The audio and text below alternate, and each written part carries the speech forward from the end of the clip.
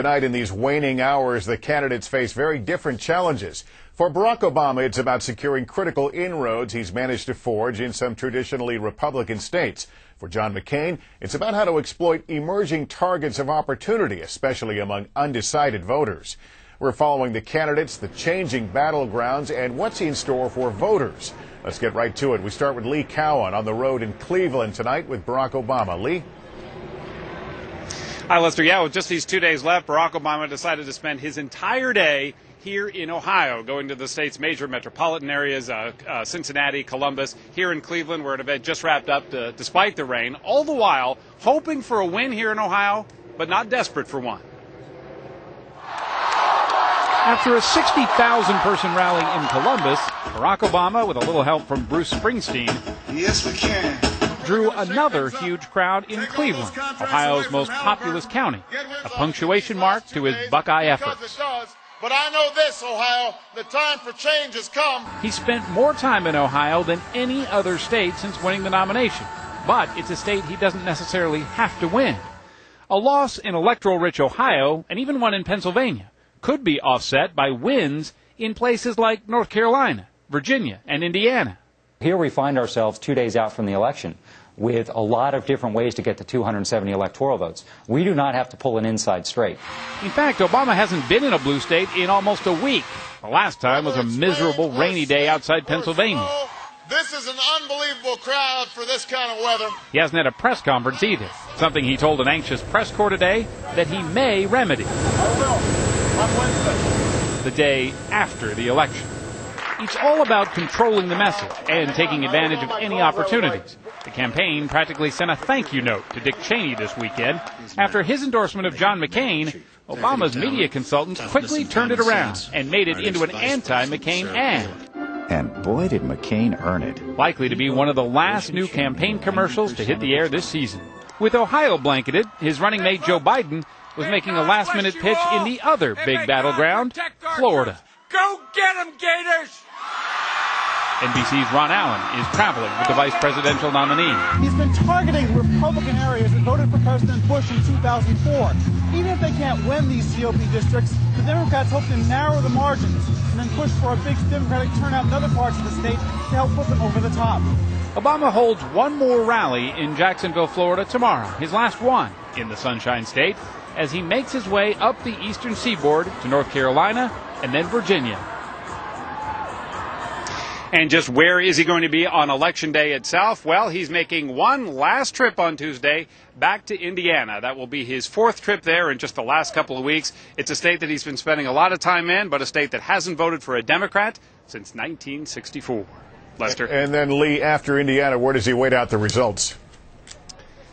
Well, he comes back to Chicago. He'll spend some time at home with his family, who he hasn't spent a whole lot of time with of late. Then he's going to go to the Hyatt Hotel to watch the results. And then, of course, a big rally in Grant Park there in Chicago. The mayor says they could get as much as 1 million people in that park sometime late on Tuesday night along the shores of Lake Michigan. It's supposed to be a relatively warm day for this time of year. That's what everybody's fingers are crossed for, Lester. All right, Lee Cowan in Cleveland tonight. Lee, thank you.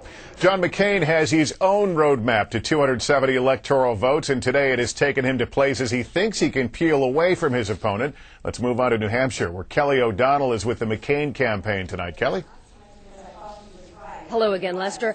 John McCain is getting back to basics, holding his last town hall of this campaign. He's done more than 100 of them here in New Hampshire. It's part nostalgia, part strategy, trying to reach independent voters. And at this point in the campaign, most candidates are really into the big rallies. And that's how McCain started his day, too. America, 2 days to victory. And 2 stops today in Pennsylvania. A fight to the finish for the big prize of 21 electoral votes.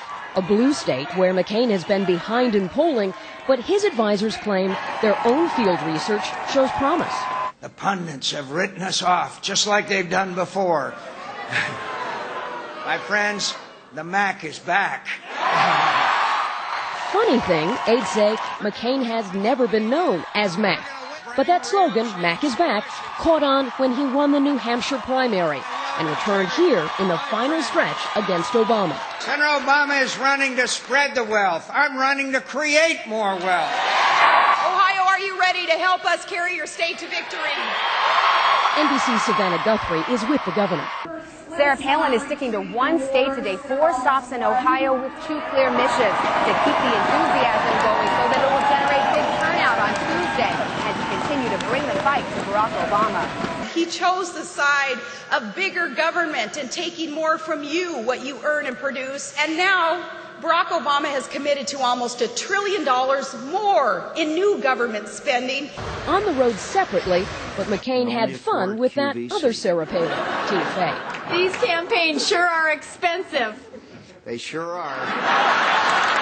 The highs and lows of this campaign, like McCain's money disadvantage, turned into punchlines on Saturday Night Live. Barack Obama purchased airtime on 3 major networks. We, however, can only afford QVC. And the reviews were in Scranton. By the way, how was Saturday Night Live last night, okay?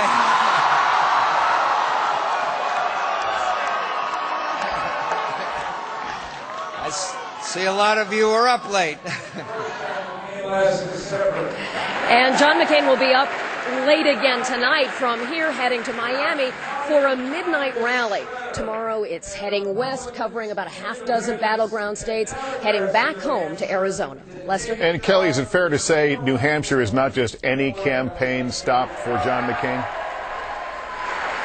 It really has a sentimental feeling to it, Lester. It's a battleground state, 4 electoral votes. It went blue last time. But John McCain's got a history here. He won an upset against George Bush in 2000. In this election cycle, it was the win in New Hampshire that revived his campaign and put him here tonight. So there's a strong connection, and he's hoping that personal tie may give him New Hampshire one more time. Kelly Lester? O'Donnell. Thank you, Kelly. Chuck Todd is NBC's political director. Chuck, last night you were hinting at more changes in the battleground map. What are the places to watch at this hour? Well, let's take a look. We're up to now 7 toss-up states. It starts in Virginia. You'll see our map here. All of the red states are states leaning or likely in McCain's column. The blue states leaning or likely in Obama's column. Our new set of toss-ups: Florida, North Carolina, Ohio, Indiana, Missouri, Nevada. That's what was there last week. 2 new ones that we have added: Montana and North Dakota. And Lester, if I really wanted to get precise, I'd also add the 2nd congressional district there in Nebraska. Why? Nebraska is one of 2 states that splits its electoral votes by congressional district, and Obama has a very good chance of winning that one.